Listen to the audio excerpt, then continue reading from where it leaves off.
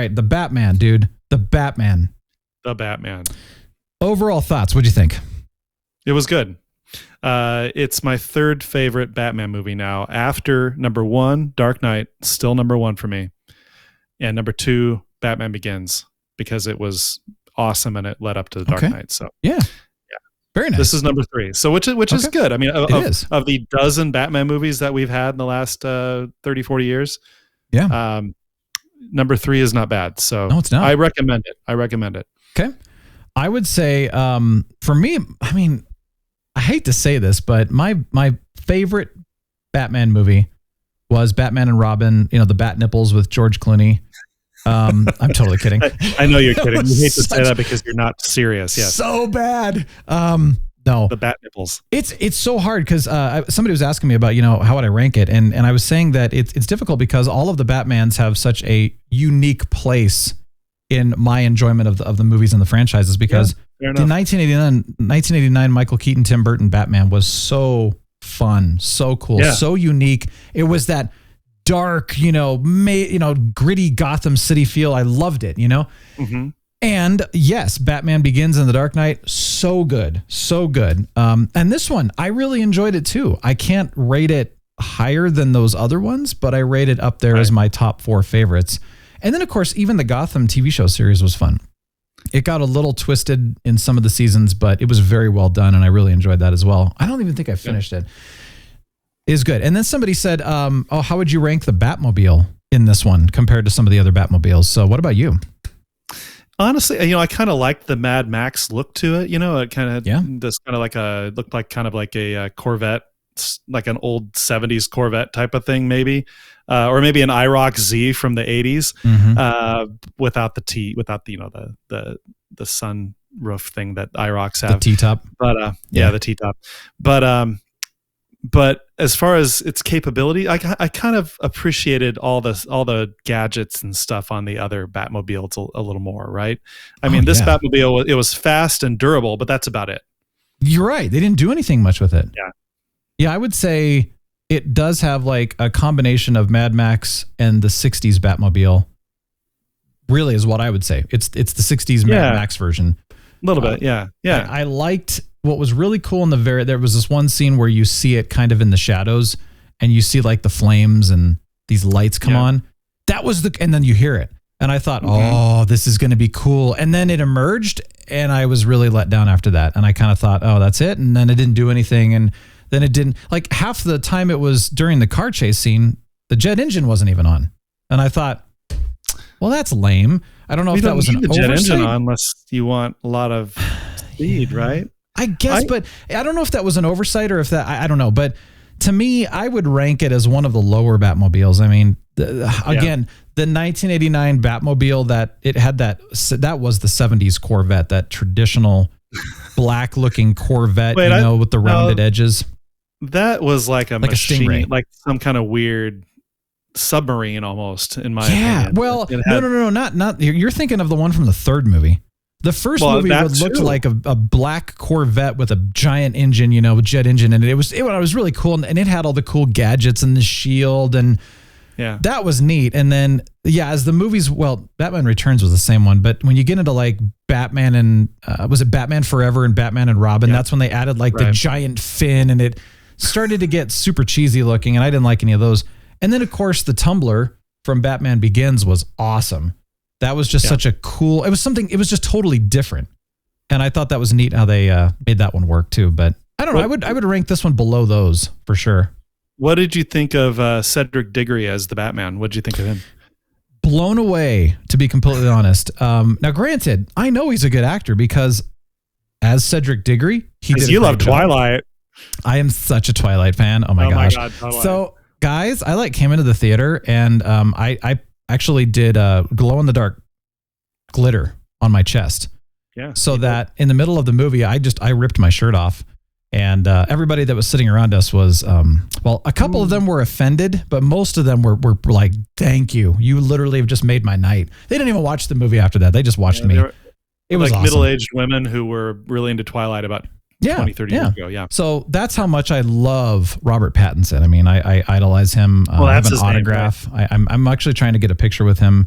I just love the Twilight series. So now, sorry, that was me being truthful. Jokingly though, I liked him as Cedric Diggory, and he was in Tenet, which I thought he did a really, really good job in Tenet and stuff like that. But honestly, I haven't seen him in anything beyond that, to be completely honest. So he was good though. I thought he was amazing. Actually, I thought he did a really good job. It felt good. It felt right.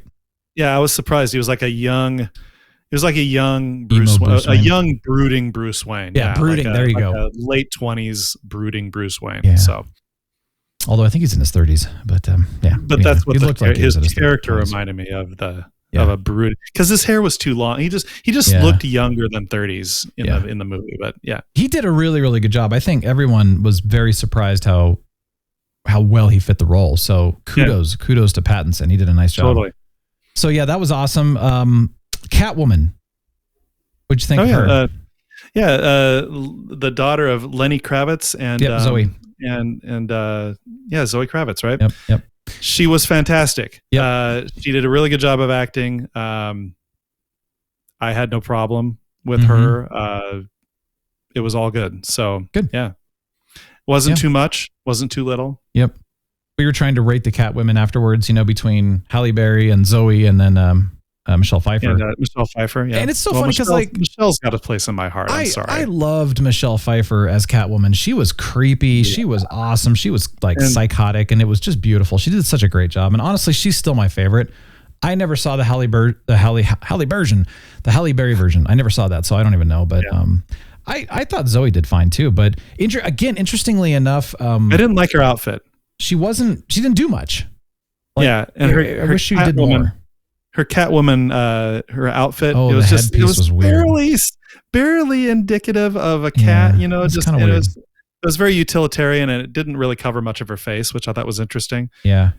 So I thought Michelle. I wouldn't say Michelle did a better job, but I thought her Catwoman was better than she was version. More comic book. It was more comic book Catwoman. It was more.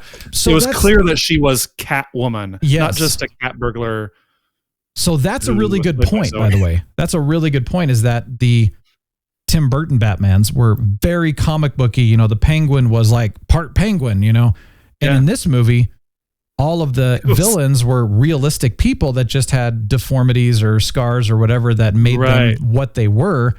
But they really are. They were real people with no hybrid penguins which I really liked. I did too. That was refreshing. It made it more realistic. Yeah. It did. Yeah. So that was actually cool. And Colin Farrell played the penguin. What? I wonder. See that did Colin gain weight for that role, or did they just totally make up his face and body all over? I mean, he did beautiful. Fantastic. I love Colin Farrell. It was beautiful. But, nice job, Colin. Yeah, great job. Yeah. So anyway, great movie. I recommend it. It was a little long, in my opinion. Yeah, it's pretty long. Yeah. Yeah. I think it was about 30 minutes too long. It's about 3 hours. I think it could have gone 2.5, and they could have cut down on some stuff. My only other criticism, well, actually, there's two. One criticism is that it felt like they were trying too hard to be the best, most epic, most glorious Batman ever. And which is fine that they were working towards that, but it felt like they were trying a little too hard, at least to me. I not everybody agrees with that, but that's kind of what I took away. But it didn't take away from the movie. It was just kind of more like, okay, you're trying a little too hard. Like just be yourself, kind of thing. And then the other thing that I noticed was that this is probably my least favorite soundtrack of all of the modern Batman movies. It was except for that Nirvana song that they played a couple of times. But that's pulling in a Nirvana song. That's not the actual score. So the score, okay, got it. Yeah, the Nirvana song was awesome, but I'm talking the actual instrumental score to me was unremarkable. I noticed it, and it just was pretty bland, pretty boring. It had nothing to it. I mean, you go back to, oh my gosh, who did the I can't remember. The original Danny Elfman did the 1989 Batman, and I mean that's like a masterpiece. It's so good. The whole soundtrack of the 1989 Batman is so good. Even that song, even the Bat Dance by Prince, remember that one? Oh well, yeah. But again, I'm talking the score only. I'm not talking about the Prince sound. But the Prince soundtrack was good too. And then the entire Christian Bale version was all Hans Zimmer, and it was just so good. And so I guess that's the thing. It didn't add to the movie. It didn't draw me in emotionally. It just kind of was there. and I noticed it, but it wasn't anything cool to me.